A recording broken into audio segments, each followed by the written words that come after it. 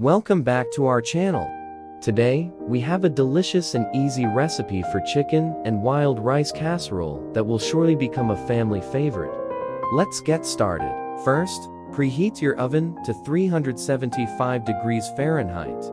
In a large skillet, melt 2 tablespoons of butter over medium heat.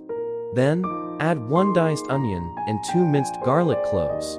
Cook until the onion is translucent and the garlic is fragrant, about 5 minutes. Now, it's time to add the star of this dish: boneless, skinless chicken breasts. Season them with salt and pepper, and cook until they are browned on both sides. Next, add 1 cup of sliced mushrooms and cook for another 2 minutes. In a separate bowl, whisk together 2 cups of chicken broth, 1 can of condensed cream of mushroom soup, and 1 cup of sour cream. Pour this mixture over the chicken and mushrooms, and add 1 cup of wild rice. Stir everything together until well combined. Transfer the mixture into a greased casserole dish.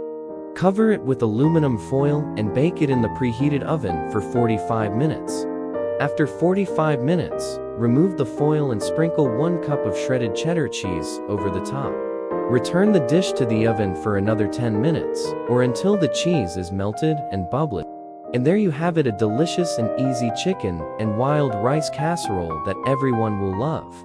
Serve it as a main dish, or as a side, it's perfect for any occasion.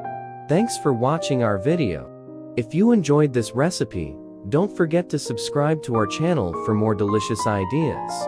Happy cooking!